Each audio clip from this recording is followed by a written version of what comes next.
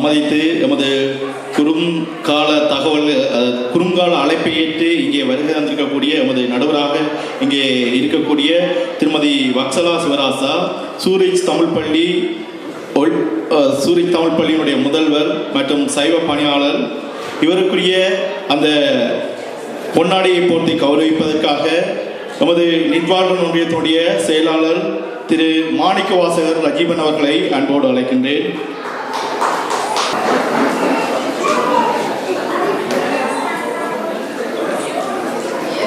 இவருக்குரிய பொன்னாடையை இவர் கையிலே ஏற்றுக்கொள்வார். ஏனெனில் இவர் பொன்னாடையை தான் போர்த்துவதில்லை என ஒரு சபதம் எடுத்திருக்கின்றார். இந்த பொன்னாடையை இவர் இப்பொழுது எமது தேசிய தலைவனுடைய தோள்களிலே அதனை போர்த்தி கௌரவிப்பார் என இவர் நமக்கு தெரிவித்திருந்தார். உண்மையிலேயே அது சிறந்த ஒரு சபதம். நன்றி. இங்கே வந்து எமது பட்டிமன்றத்துக்கு நடுவராக பொறுப்பேற்றமைக்கும். ஒரு கணம் எழுந்து நின்று என் ஈசன் கேதீச்சரத்தானின் அனுசரணையில் அவன் பாதம் பணிந்து 5 வயதில் பூ போட்டேன் கேதீச்சரன்.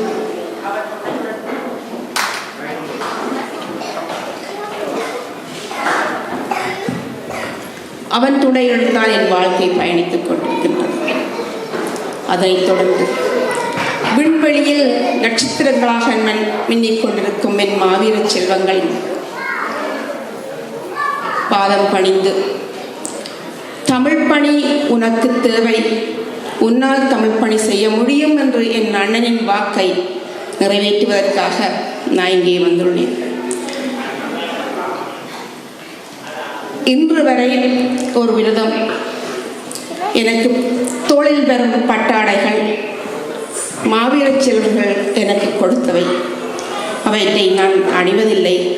இன்று மாலை என்னுடைய பட்டாடை தலைவரின் தோளில் திகழும் என்று கூறிக்கொண்டு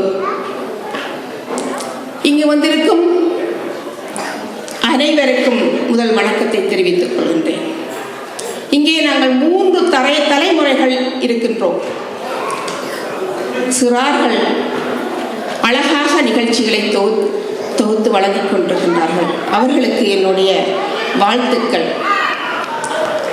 அவர்களை பெற்ற தாய் தந்தையருக்கு என்னுடைய வணக்கங்கள். என்னுடைய தமிழ் குருவான என்னுடைய தாய்க்கு என்னுடைய வணக்கம். என்னுடைய துணிவுக்கு வழிகாட்டியாக நின்ற என்னுடைய தந்தைக்கு அகம் நிறைந்த வணக்கம். என்னை நானாகவே வழிநடத்தி கொண்டிருக்கும் என் கணவருக்கு முதல் வணக்கம். அதனைத் தொடர்ந்து கட்டாரை காமுருவர், இது மூதுரை. நல்ல தாமரை குளத்தில் நல்ல அன்னப்பறவை சேர்வது போல் கல்வியறிவுடையவர்கள் கல்வி கற்றவர்களை விரும்புவார்கள். இங்கே கல்வி கற்றவர்களை மட்டும் விரும்பவில்லை, எங்கள் சமூகத்தையும் விரும்பி இங்கே நிகழ்ச்சிகள் நடத்தி கொண்டிருப்பதை பார்க்கும் பொழுது மிகவும் மகிழ்ச்சியாக இருக்கின்றது. அன்று அண்ணன் சொன்னான், இன்று நீங்கள் வழிநடத்தி கொண்டிருக்கின்றீர்கள். இங்கே வழிநடத்தி கொண்டிருக்கும் அனைவருக்கும் எங்கள் வணக்கங்களை தெரிவித்துக் கொண்டு 22 வருடங்களுக்கு முன்னால் லுசர்ன் மாநகரில் தான் என்னுடைய நடுவர் பணியை தொடங்கினேன். 22 வருடங்களுக்கு பின் லுசர்ன் மாநகருக்கு இங்கே வந்திருக்கின்றேன்.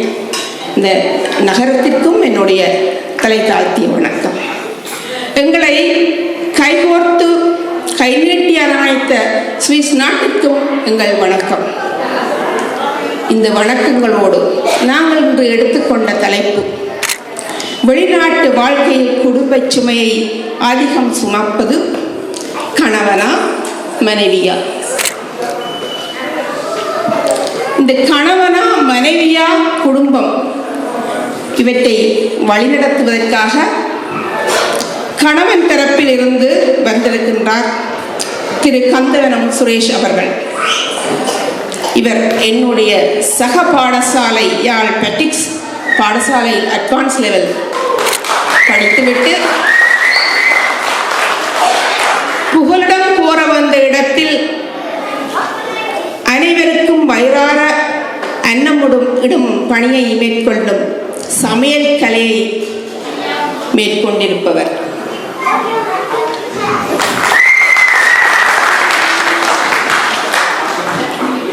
கோடீஸ்வரத்தானை காண பல கண்கள் வேண்டும். இந்த கோணேஸ்வரத்துக்காகத்தான் இந்த உலகமே அடிபடுகின்றது. இந்த எங்களுடைய நாட்டை கைப்பற்றுவதற்கு இந்த கோணேஸ்வரமும் காரணம். கோணேஸ்வரர் திருக்கோணமலையில் கலைக்கல்லூரி பட்டதாரியாக, இங்கு மருத்துவத்தாதியாக திகழ்ந்து கொண்டிருக்கின்றார் திருமதி வாசுகி சந்திரகுமார் அவர்கள்.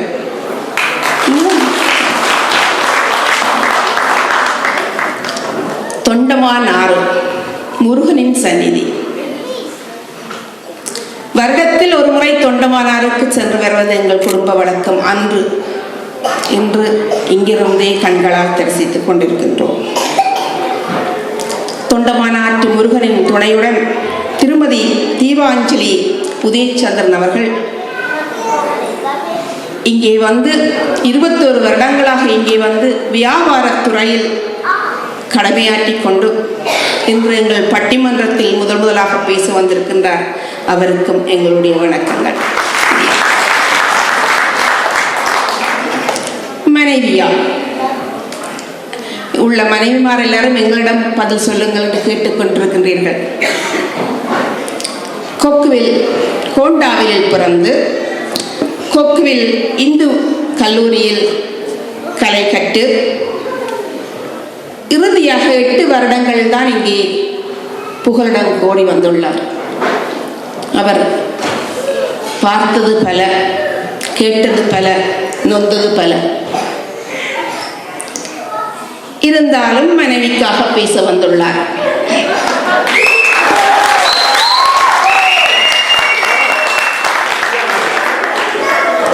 நைனை நாகபூஷினி அம்மன் எங்கள் சரித்திரத்தில் இடம்பெற்ற ஒரு கோயில், இலக்கியத்தில் இடம்பெற்றிய கோயில்.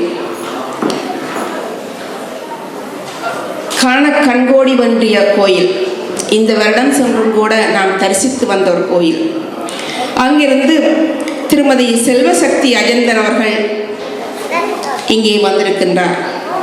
அவருடைய வசதிகள் காரணமாக 10ஆம் ஆண்டு வரை முடித்திருந்தாலும் இன்று அவருடைய பாடல்களை நான் கேட்கும் பொழுது மெய்சிலிர்த்து போனேன். 10 மாத குழந்தையுடன் மேடையேறி இருக்கின்றார் செல்வசக்தி அஜந்தன் அவர்கள்.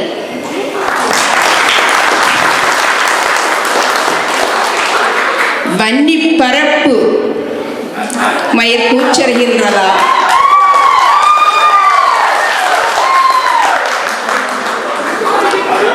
அண்ணன் வாழ்ந்த வாழ்விடம். ஒவ்வொரு மரங்களும் கதை சொல்லும், ஒவ்வொரு காடுகளும் கதை சொல்லும். வன்னிப்பரப்பில் இருந்து வந்திருக்கின்றார் திருமதி இந்துமதி பூபாலசிங்கம். குரல் வளம் கொண்டவர், பாடல்களாலும் இன்று தன் நயத்தை காட்டக்கூடியவர். இவர்கள் அனைவரையும் இன்றுதான் நான் கண்டேன், என்றுதான் அவர்களுடன் பேசிக்கொண்டேன். சரி, இனி நாங்கள் பட்டிமன்றத்திற்கே போகலாம். அதற்கு முன் இந்த பட்டிமன்றம் என்றால் என்ன என்ற ஒரு கேள்வி. பட்டிமன்றம் என்றால் யாராவது பேசுவார்கள், நாங்கள் ஏதாவது சாப்பிட்டு விட்டு போய்விடலாம் என்றுதான் பலர் நினைத்து கொண்டிருக்கின்றார்கள். அப்படி அல்ல. பட்டி என்றால் ஒன்று கூடும் இடம்.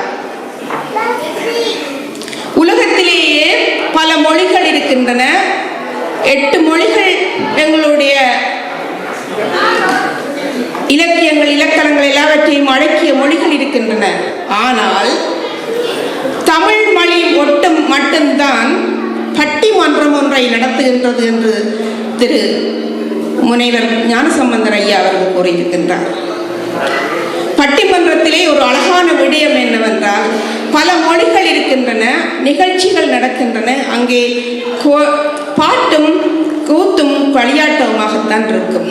ஆனால் தமிழர்கள் சேரும் ஒரு இடம் என்று சொன்னால் அங்கே கருத்து பரிமாற்றங்களும் நடைபெறும். அதனால் தான் பட்டிமன்றங்கள் எங்கும் நடத்துகின்றார்கள்.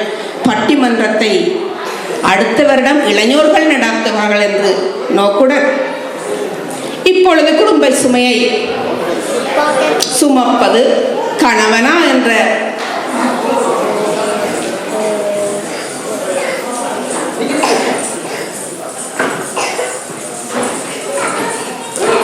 நிகழ்ச்சியை ஆரம்பிப்பதற்கு கந்தவனம் சுரேஷ் அண்ணா அவர்கள் வருகின்றார்.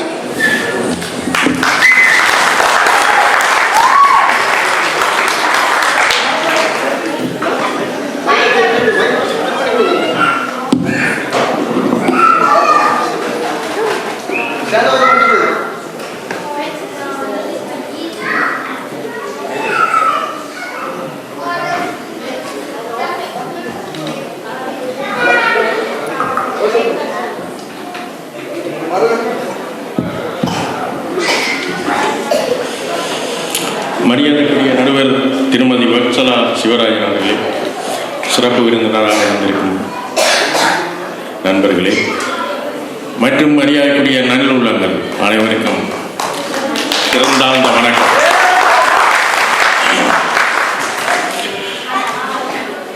குடும்பத்தின் சுமையை சுமப்பது ஆண்கள் என்ற அன்னைக்கு பேச வந்திருக்கிறோம்.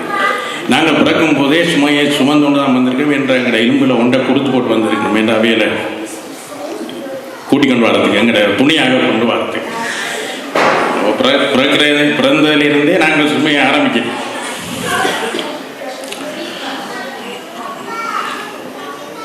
குடும்பத்தில் ஆண் பெண்ணும் சமமாக உழைக்கணும் வாழணும் என்று தான் எழுதியிருக்கணும் வெளிநாட்டில். ஏன்னா 2 பேரும் சேர்ந்து உழைக்காது தான் வாழணும். ஆனால் ஆண்கள் தான் அவர்களுக்கான பணியை முடித்துவிட்டு வந்து பகுதி நேர வேலைக்கு போகின்றார்கள். அதுலேயும் எங்களோட உழைப்பு தான் இருக்குது என்ற குடும்பத்தை உயர்த்தும். அடுத்தது நடுவர்களே, இந்த உடுப்பு வண்டி 10 வருஷத்துக்கு மேலே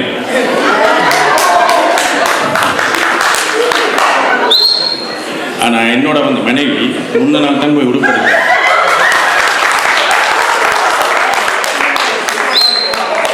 உடுப்படுத்தா பரவாயில்லை. இப்போ நான் வந்து இது வாங்கினதுக்கு பிறகு ஒன்றுமே செய்யலை, அப்படியே கட்டி கொண்டு வந்துட்டு அவளுக்கு சாரி வேண்டினா அதுக்கு ப்ளவுஸ் தைக்கணும். அந்த ப்ளவுஸ் தைக்கலே கேட்பினோம், ஜன்னல் வைக்கிறதா கதவை வைக்கிறதா இல்லை. ஏன்னா அது இந்த கூலி கேட்கல. இப்போ நாங்கள் அந்த சும்மா வந்து அவைகளுக்கு குறையுது, எங்களுக்கு கூடும்.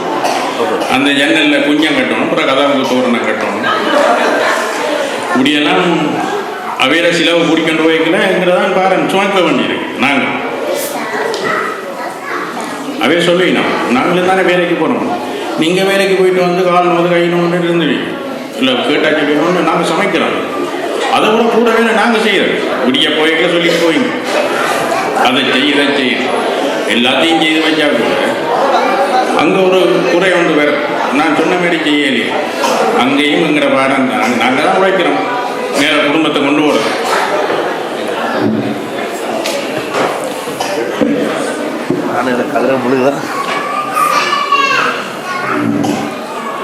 வாய்ப்பளித்த நல்லுள்ளங்களுக்கு நன்றி கூறி விடைபெறுகிறேன்.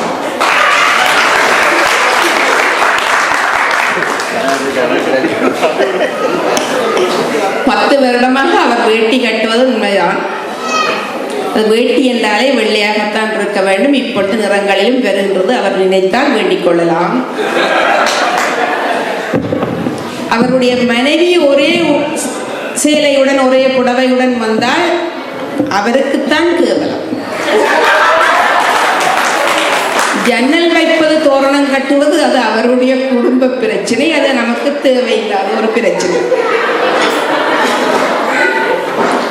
இதனை எதிர்த்து வாதிட வருகின்றார் ராஜலிங்கம் சரவணபவன் அவர்கள்.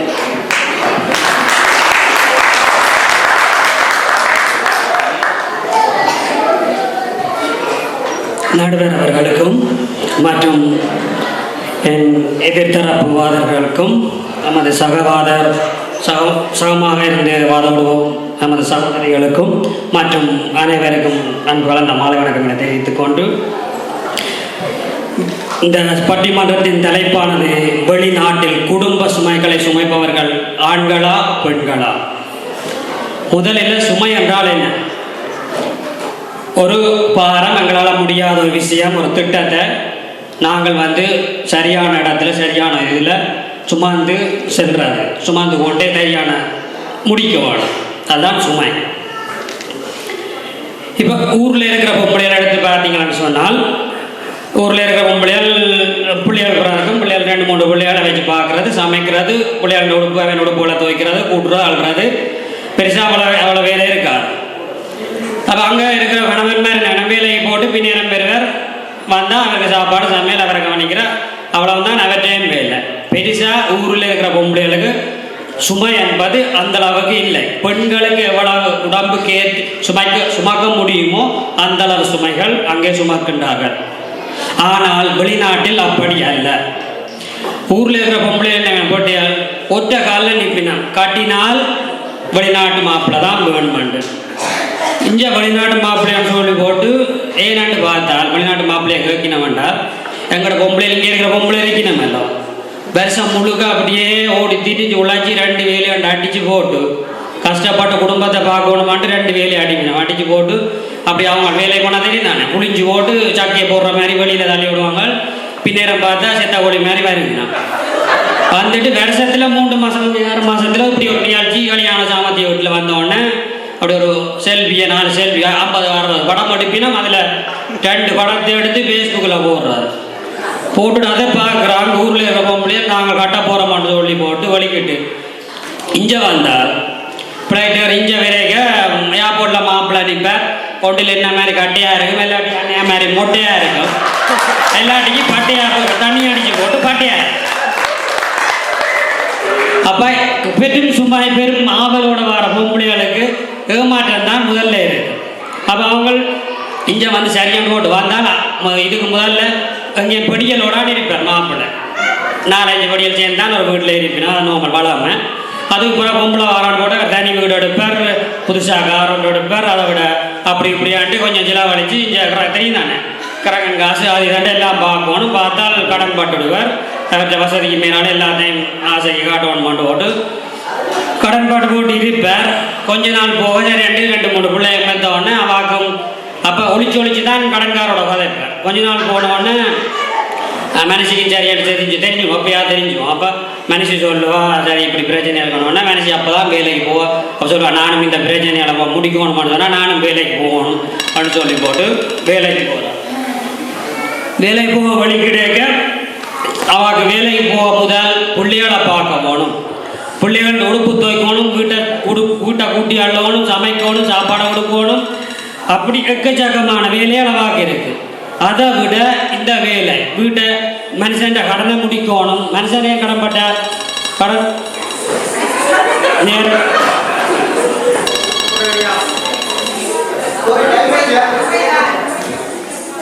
நீங்கள் சொல்ல வந்தது பல பெண்கள் வெளிநாட்டு வாழ்க்கையை தேடி வந்து இரவு பகலாக பின்பற்றுகிறார்கள் என்பதுதான். அதை சொல்வதற்கு முன்னே உங்களுக்கு வேர்த்து விட்டது. பெண்களுக்கு வேர்ப்பது போலவே பரவாயில்லை. அடுத்ததாக கணவன் என்ற பக்கத்திலிருந்து திருமதி வாசுகி சந்திரகுமார் அவர்கள் வருகின்றார். நீங்கள்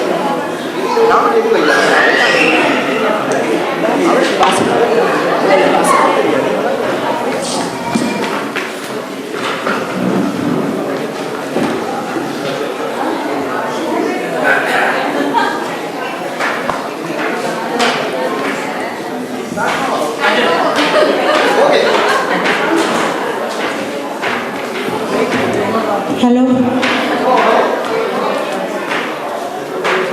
என் சுவாசத்திற்கு உயிர் சேர்க்கும் செம்மொழியாம் எம்மொழி தாய்மணியை வணங்கி எமது அழைப்பினை ஏற்று இங்கு வருகை தலைமை தாங்க வந்திருக்கும் அனைத்து அன்பு உள்ளங்களுக்கும், பட்டிமன்ற தலைவி அவர்களுக்கும், இந்த நிகழ்வினை இரவு பகலாக கண்விழித்து ஒழுங்குபடுத்திய நிட்வாட்டன் தமிழர் ஒன்றிய சமூக தொண்டாளர்களுக்கும், இந்த நிகழ்வை சிறப்பிக்க வந்திருக்கும் என் சக தோழிகளுக்கும், அவையோர் அனைவருக்கும் எனது பணிவான வணக்கத்தை தெரிவித்துக் கொள்கின்றேன். நான் இங்கு வாதாட வந்துள்ள தலைப்பு குடும்பத்தின் சுமையை சுமப்பது ஆண்கள் என்று. ஆனென்றால் ஆளுகை அதிகாரம். ஆளுகை படைத்தவனால் மட்டும்தான் குடும்பத்தை நடத்தி செல்ல முடியும். 10 சுமந்தோம் என்றாங்க. 10 மாதம் சுமந்ததுதான் பெண்கள். ஆயுசு முழுக்க ஒரு குடும்பத்தை, ஒரு சந்ததியை மனதிலே சுமந்து கொண்டு வாழ்றவங்க தான் ஆண்கள். ஆனா அவங்க எப்போதுமே ஒரு தடவை கூட சொல்லி காட்டுறதில்லை. 10 மாதம் சுமந்து 10,000 தடவை சொல்லி காட்டுவாங்க, நான் 10 மாதம் சுமந்தேன். இங்குள்ள நான் ஒரு கேள்வி கேட்கிறேன், இங்குள்ள எந்த பெண்ணிடமாவது கேளுங்க, நான் போய் நாட்டில் உள்ள ஒரு கஷ்டப்பட்ட ஆம்பளையை எடுத்து வாழ வைக்க போறேன், அதுக்கு தான் நீங்க வெளிநாடு வந்த நான் யாரும் சொல்ல மாட்டாங்க.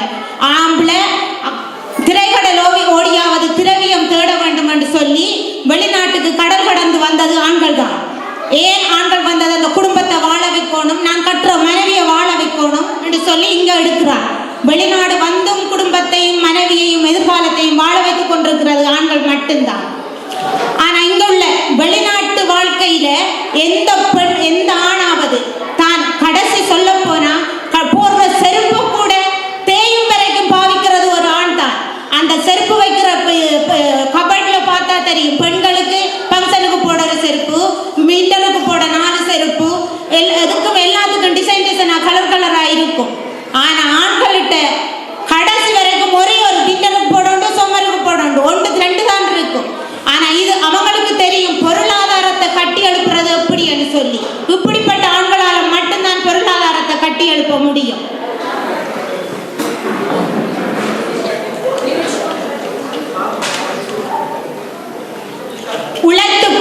இந்த ஒரு குடும்பத்துல ஒரு மனைவி உழைப்பது டக்கண்டு வெளியில தெரியும். அது காரணம் என்னன்னு சொன்னா, உழைப்பது, பணம் சேர்ப்பது அவ்வளவு ஈஸியான காரியம் இல்லை. உழைக்கும் போது பல கஷ்டங்கள், துன்பங்கள் வரும். ஆனா வரும்போது பெண்கள் சோர்ந்து போயிடுவாங்க. ஆனா ஆண்கள் எவ்வளவுதான் துன்பம் வந்தாலும் கஷ்டம் வந்தாலும் அவங்களோட குடும்பத்தை கொண்டு நடத்துறதுல ஆண்களால மட்டும்தான் முடியும். அதே நேரம் பெண்கள் வேலைக்கு போறாங்க, இங்க வெளிநாட்டு வாழ்க்கையில பங்கு கொடுக்குறாங்க, உண்மைதான். ஆனா பெண்களின் வருமானம் நிரந்தரமற்றது. அவர்களுக்கு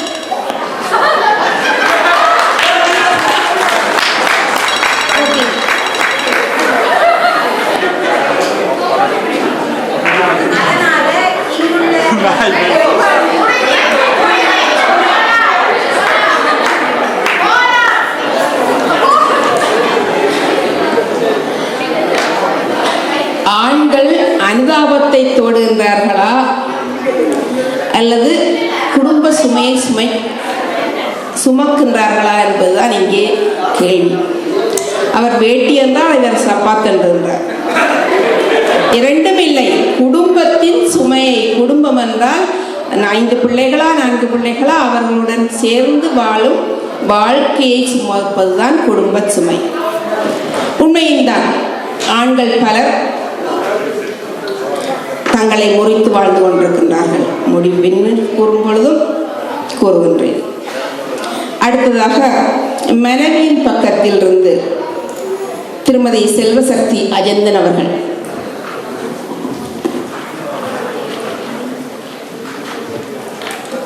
தாயே தமிழே வணக்கம், தாய்பிள்ளை நகம்மா நக்கும் என் செந்தமிழுக்கும் உனக்கன் வணக்கத்தை கூறி மதிப்புக்குரிய நடுவில் அமர்ந்திருக்கும் நடுவர் அவர்களே, என் பக்கம் அமர்ந்திருக்கும் எண்ணமைப்பு வாதிகளே, எதிர்பக்கம் அமர்ந்திருக்கும் எதிர்த்தரப்பு வாதிகளே, உங்கள் நான் என்னதான் பேச போறேன் என்று ஆவலுடன் எதிர்பார்த்து கொண்டிருக்கும் அவையினரே, உங்கள் அனைவருக்கும் எனது அன்பு கனத்த வணக்கங்கள். மனைவி அமைவதெல்லாம் இறைவன் கொடுத்த வரமே. இந்த பட்டிமன்றம் எமக்கு தரப்பட்ட தலைப்பு வெளிநாட்டு வாழ்க்கையில் அதிக குடும்ப சுமை சுமப்பது கணவனா மனைவியா என்று. இந்த தலைப்பே எனக்கு மிகவும் வியப்பாகவும் விசித்திரமாகவும் உள்ளது. ஏனென்றால் வெளிநாட்டு வாழ்க்கையிலே சிக்கி தவிக்கின்ற ஒவ்வொரு குடும்ப பெண்களும் சுமத்த முடியாத வரிகளை பார்த்தும் இப்படியான தலைப்பை வைத்திருக்கிறீர்களே என்று நினைக்கும் பொழுது நான் நினைக்கிறேன், கோபத்தை எண்ணெயில் ஊற்றி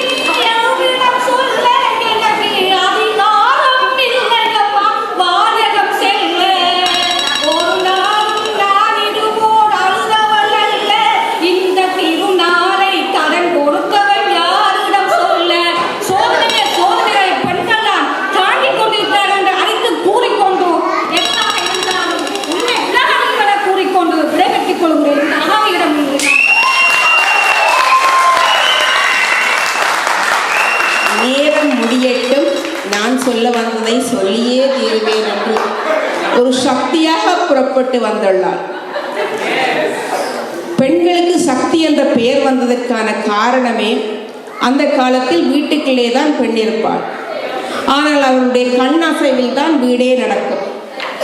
அதேபோல் இங்கு வெளியில் வந்திருக்கும் எங்களுடைய சக்தி தன்னுடைய நினைத்ததை பேசி முடித்து சக்தி உருவமாகவே நடுவில் உட்கார்ந்திருக்கின்றார். அடுத்ததாக கைகளை தட்டுங்கள். கணவனா, குடும்ப சுமையை சுமப்பது கணவனா என்று திருமதி தீபாஞ்சலி உதயச்சந்திரன் அவர்கள் வருகின்றார்.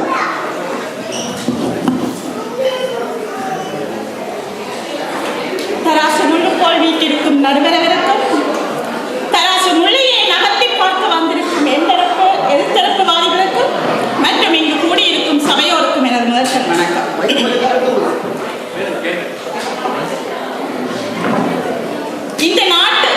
இந்த வெளிநாட்டு வாழ்க்கையில் குடும்ப சுமையை சுமப்பது கணவனே என்ற முறையில் நான் வாதாட வந்திருக்கின்றேன். ஒரு கணவனானவன், நாங்கள் எல்லாம் பேருதான் வந்து நாங்கள் ஒரு ஒரு கணவனானவன் இங்கு வந்து தன்னுடைய வாழ்க்கையை ஆரம்பித்து இங்கு தனக்கு ஒரு குடும்பத்தை அமைக்கும் பொறுப்பு எவ்வாறு அமைக்க வேண்டும் என்று சொல்லி வகுத்து தன்னுடைய நிலை மாறாமல், கோடு மாறாமல் அந்த வழியிலே சென்று அவன் தனக்குரிய பாரியாரை தேடி தங்களுக்குரிய குடும்ப வாழ்க்கையை எவ்வாறு அமைப்பதென்று ஒரு மரம் ஒன்று வளர்ந்து சிறப்பாக நிற்பதற்கு முக்கிய காரணம் ஆணி வேர். அந்த ஆணி வேராக ஒரு கணவனானவன் செயல்பட்டு அதன் பிறகுதான் உங்களை இங்கு கூப்பிடுகின்றான் மனைவிமார்களை. இங்கு வந்த மனைவிமார்கள் அதற்கு பிறகு நீங்கள் குழந்தை பெறுகிறீர்கள், மரமாக வளர்கிறீர்கள். ஆனால் அந்த மரம் செழித்து நிற்க வேண்டும் என்றால் அதற்கு கணவன் தான் முக்கியமாக எல்லா சுமையையும், மரம், கிளை, செடி, கொடி எல்லா சுமையையும் ஆணி வேறாக இருந்து சுமந்து காத்திருக்கின்றான்.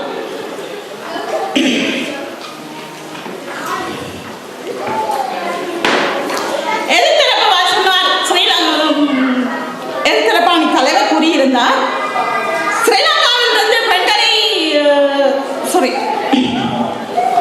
ஸ்ரீலங்காவை பெட்டி காய்ச்சார். ஊரில் இருந்து பெண்கள் தான் குடும்ப சுமையை துறக்கும். அது எங்களுக்கு தேவையில்லை. இங்கு கொடுக்கப்பட்ட தலைப்பு வந்து வெளிநாட்டில் குடும்ப சுமையை சுமப்பது கணவனா மனைவியா? ஊரோடு நாங்கள் ஒப்பிடவில்லை. இங்கு வந்து ஒவ்வொரு கணவனும் தங்களுடைய குடும்பத்தில் என்ன செய்ய வேண்டும், எதிர்காலம் எப்படி, ஒரு பெண்ணுக்குரிய வெற்றிக்குரிய அடித்தளத்தை போடுபவனே கணவன் தான். எந்த நேரத்திலும் எங்களை சோர்ந்து போகாமல் கணவன் மனைவியை முத்தாட்டி உன்னால் முடியும், நீ அதை செய்.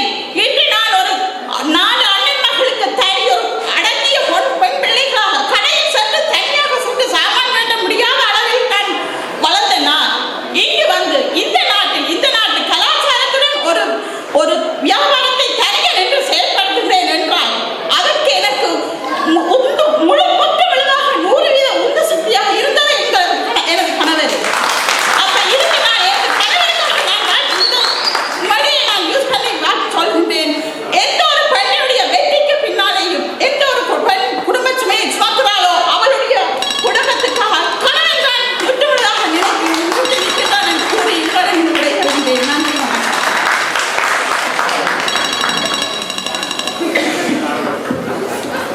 விட்டால் கணவனை குறை சொன்னால் அடியே விழுந்துவிடும், அவ்வளவு ஆக்ரோஷம். மனைவி தான் குடும்ப சுமையை அதிகம் சுமக்கின்றாள் என்று கூறுவதற்காக திருமதி இந்துமதி குமாரசிங்கம் அவர்கள் இங்கே வருகின்றார்.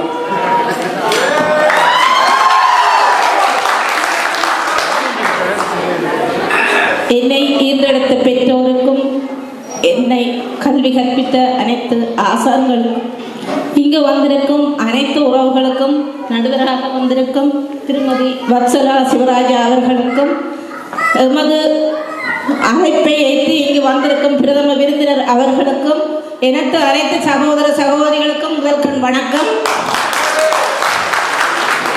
இங்கு கேட்ட தலைப்பு குடும்ப சுமையை சுமப்பது ஆண்களா பெண்களா என்று. ஆனால் எனது எதிர்கட்சியினர் வந்து ஃபேஷன் ஷோ நடத்தி தங்களது ஒப்பாரிகையும் வைத்துவிட்டு போய்விட்டார்கள்.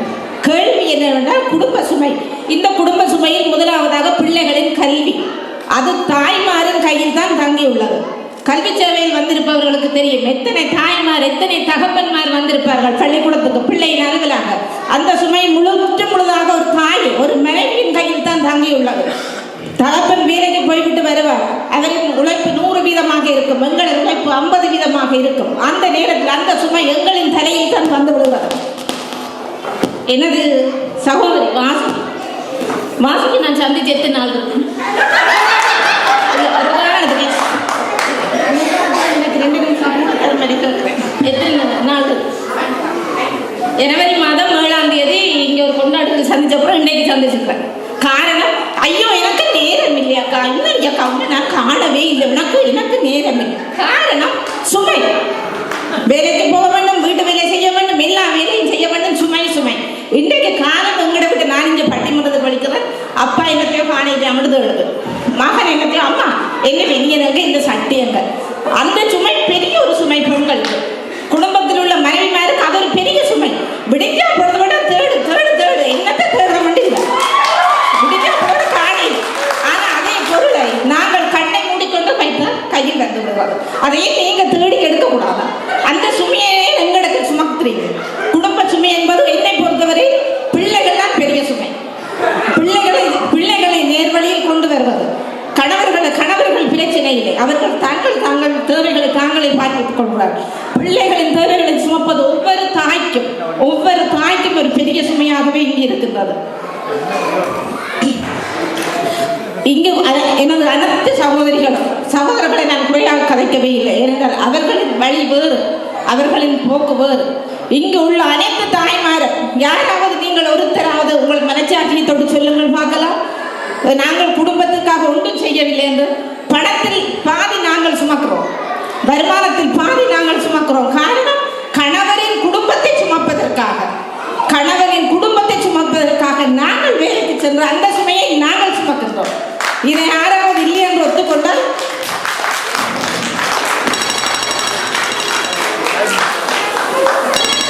இங்கே என்னை பேச அனுமதித்த எனது நிர்வாகத்திற்கு நன்றியை தெரிவித்து நன்றி விடைபெறுகிறேன். நன்றி, வணக்கம். சுமைகள் கூடியதால் சுமையுடன் உட்கார்ந்திருக்கின்றீர்கள். எங்கள் மன்றத்தில் இப்பொழுது கணவனே என்று கூறுவதற்காக மீண்டும் கணவன் பக்கமுள்ள தலைவர் திரு கந்தபுரம் சுரேஷ் அவர்கள் 2 நிமிடங்கள் பேசுவார்.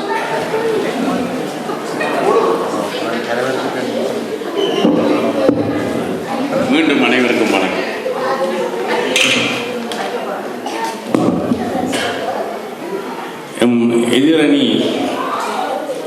எதிரணியின் கடைசியாக பேசிய பேச்சாளர் சொன்னார், எல்லா சுமையும் நாங்கள் தான் சுமக்கின்றோம். குப்பை சுமக்கின்றோம், போத்தில் சுமக்கின்றோம், பேப்பர் சுமக்கின்றோம், இவ்வளோ எல்லாத்தையும் சுமக்கின்றோம். அதை ஒரு தடவை சொல்கிறேன், எல்லாம் நாங்கள்லாம் செய்கிறோம். என்ன செய்கிறது? எங்களை பிழைப்பு அப்படியா போச்சு. இன்னொரு நன்றி சொன்னான், கற்பக விரிச்சம் தான் பெண்களா. அந்த கற்பக விரிச்சத்தை தாங்கி பிடிக்கிற மண் நாங்கள். அதுபோல் வேறு என்ன, அந்த குடும்பத்தை சுமந்து பாரத்தை சுமந்து வரும். உங்களுக்குள்ள மனோபலம் 90% தான் இருக்குன்னு நினைக்கிறேன். ஆனால் எங்களுக்குள்ள மனோபலம் 100%. எவ்வளோ கஷ்டமாக தான், எவ்வளோ அடி அடித்தானே, எவ்வளோ அடி அடித்தானே எல்லாத்தையும் நான் கொண்டு சிரிச்சு கொண்டிருப்போம். அழமாட்டேன், உள்ளுக்கழுவ வெளியில் தெரியாது.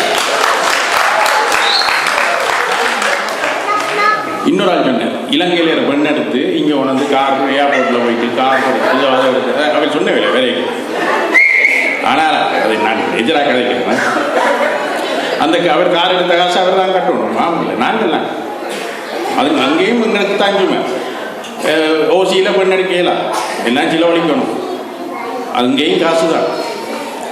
இதால் ஆண்கள்லாம் எல்லா விஷயத்துலேயும் கஷ்டப்பட்டு குடும்பத்தை சுமக்கிறோம்னு சொல்லிக்கொண்டு நடுவர் அவர்கள் எங்களுக்கு சார்பாக தீர்ப்பு வழங்க வேண்டி நன்றி விடைபெறுகிறேன். நன்றி, வணக்கம். உண்மையில் கற்பக விருட்சமாக 100% ஆண்டுதான் இருக்கின்றார்கள், அதற்கு மறுப்பு எதுவும் இல்லை. எனக்கு தெரிந்த சிறு கதை, சிறு விடயம். ஒருவர் ஊரிலிருந்து பெண்ணை கூப்பிட்டார் 26 வருடங்களுக்கு முன்னர். அவர் கேட்ட சீதனம் 6 லட்சம் ரூபாய். ஆனால் அவர் மனைவியுடன் கொழும்பில் இருக்கும் பொழுது கதைத்த தொலைபேசி பணம் மட்டும் 22 லட்சம் ரூபாய். இது ஆண்களின் வர்க்கம். அடுத்ததாக மனைவியே குடும்ப சுமையை சுமப்பார் என்பதற்காக முடிவுரை சொல்ல வருகின்றார் ராஜலிங்கம் சரவணபவன் அவர்கள். மீண்டும் வணக்கத்தை சொல்லிக்கொண்டு நான் முதல் தடவை நேரம் பட்டதால் சுருக்கமாகவே முடிச்சு கொள்கின்றேன். நான் ஊரில் இருக்கிறார்கள் சுமை வந்து கொஞ்சம், இங்கே இருக்கிற சுமை வந்து அதோடு மேலதிகமாக வேலை செய்ய வேண்டிய சூழ்நிலை. அதனால் இங்கே வாழ்கின்ற பெண்களுக்கு சுமை அதிகம் என்று சொல்வதற்காக வந்து நேரம் காணாததால் சொல்லவில்லை. அது ஒரு இருக்க. அதை விட எதிர்த்தரப்பில் சொல்லியிருந்தால் அவர் 10 வருஷம் அவர் வீட்டு கட்டுறாரா மனுஷி போனவளமா நான் வாங்கின அடுத்த சீலியார் சொல்ல அவள் இவர் ஏதோ வாங்கி கொடுத்த மாதிரி அவள் சொந்த காசில் போய் வாங்கினான். இவன் பக்கத்தில் போன மட்டும்தான். அதை விட பொம்பளைகள் சும்மா இவன் சொல்கிற மாதிரி உடுப்பும் நகைக்கு தான் குற்றஞ்சாலுவினான். ஆனால் அது கொஞ்சம் கொஞ்சமாக அவர்கள் சேர்த்தோ அவர்கள் வேலை செய்தோ மிச்சம் பிடிக்கிற பணத்தில் அவர்கள் வாங்குகிறார்கள் வெளிநாடுகளிலே ஒழிய இவர்கள் வாங்கி கொடுப்பதல்ல. பிள்ளைகளை 10 மாதம் சுமந்தாண்டு மட்டும் சொன்னால் எதுக்கு தரப்போவாது? பிள்ளைகளை 10 மாதம் சுமந்தார்கள் மட்டும் ஏற்றுக்கொள்கிறோம். ஆனால் அவர்கள் பெற்ற பிறகு பிள்ளைகளை சரியான வழியில் கல்வியை கற்பித்து சரியான வழியில் சரியான ஒவ்வொரு மனிதர்களாக மாற்றுவது ஒவ்வொரு தாயின் கடமை என்பது அவர் குறிப்பிட மறந்து விட்டாரோ என்னவோ தெரியவில்லை. அது பெண்களுடைய ஒவ்வொருத்தரின் சுமைகளை ஒழிய சாதாரண வேலையும் அல்ல. மற்ற ஒருத்தர் சொன்னார், தாங்கள் காணவர்கள் எல்லாம் ஆணி வேறாம் அதாம் இதாம் மேறம் வேண்டாம். பெண்கள் குடும்ப பெண்கள் நினைத்தால் தான் அந்த மரத்துக்கும் எவ்வளவு தண்ணி ஊற்ற வேண்டும் வெப்ப ஊற்ற வேண்டும் என்று அவர்கள் முடிவு பண்ணாதான் அந்த மரம் செழிப்பாக வளரும். ஒழிய மற்றும்படி அந்த மரம் பட்டு போவதற்கு வாய்ப்பு இருக்கிறது. ஆகவே இங்கே இருக்கின்ற பெண்கள் சாதாரணமானவர்கள் வேலை செய்கின்றார்கள். அத்தோடு வேலை செய்து முடிந்தவுடன் மாதம் மாதம் அவர்களுடைய பெற்றோர்கள் உங்களுடைய பெற்றோர்கள் ஊரில் இருந்து டெலிஃபோன் அடிப்பார். இவர்களுக்கு சம்பளம் பெறுறது தெரியுமோ இல்லையா? ஊரில் இருந்து அடிப்பார்கள், காசு வருமானு சொல்லி. அப்போ இருக்கிற சம்பளத்தில் இஞ்சத்து பில்லுகளையும் காட்டி எல்லாத்தையும் பார்த்து எல்லாத்தையும் கணக்கு பண்ணி அவர்களோட குடும்பத்தையும் பார்க்க வேணும். சாதாரண சுமைகளை சுமப்பதாக எண்ண வேண்டாம். வெளிநாட்டில் வாழும் பெண்கள் அனைவரும் கடும் சுமைகளோடு ஆண்களை விட மேலதிகமான சுமைகளோடு தான் வாழ்கின்றார்களே ஒழிய சாதாரணமாக வாழவில்லை என்று கூறி சரியான தீர்ப்பு வழங்குவார் என்று நடுவரை நம்பிக்கொண்டு உங்களிடம் விடைபெறுகின்றேன். நன்றி, வணக்கம். மனதில் உள்ளதை கொட்டிவிட்டு நடுவராகிய என்னிடம் தூக்கி தந்துவிட்டு சென்று விட்டார். சமன் செய்து சீர்தூக்கும் கோல் போல் அமைந்தொருவாள் கேடாமை சான்றோர்க்கு அணி. நான் என்று தராசில் இருக்கும் முள்ளு போல் நடுவிலே இருக்கின்றேன். இந்த முடிவை சொல்வதற்கு முன்னால் நான் சில விடயங்களையும் சொல்லிவிட்டு சொல்கின்றேன். நான் மடிந்த பிறகு என் இனத்தையும் போராட்டத்தையும் யாரும் யாருக்காகவும் வேண்டுமானால் மொத்தமாகவோ சில்லறையாகவோ விற்கலாம். ஆனால் நான் இருக்கும் மட்டும் ஒருபோதும் அனுமதிக்க மாட்டேன். இதை கூறியவர் என்னிடம் ஒன்று கூறியிருக்கின்றார் நினைவாக. தமிழினம் இருக்கும் வரை எம் இனத்தையோ எம் மொழியையோ விற்க விட மாட்டோம் என்று உறுதி கூறிக்கொண்டிருக்கும் நிவாழ்தல் தமிழர் ஒன்றிய அமைப்பினருக்கு என்னுடைய வாழ்த்துக்கள்.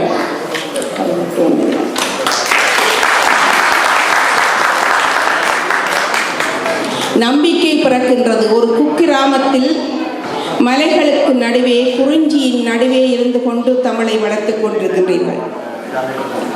இங்கே முத்தமிழ் விழாவென்று சமத்துவமாக, தான தர்மமாக, பண்டிகையாக நீங்கள் இந்த நிகழ்ச்சியை நடத்தி கொண்டிருக்கின்றீர்கள்.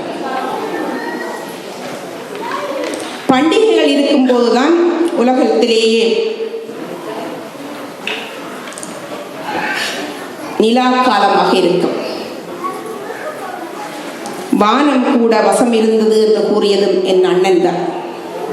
அவர்களுடைய வார்த்தையை அணிவகுத்துக் கொண்டிருக்கும் இந்த மேடையிலே முடிவு சொல்ல யாரிடம் சொல்வது? புலம்பெயர் நாட்டிலே ஒரு தந்தை தான் வந்தார் முதலிலே, அதற்கு மறுப்பேதும் இல்லை.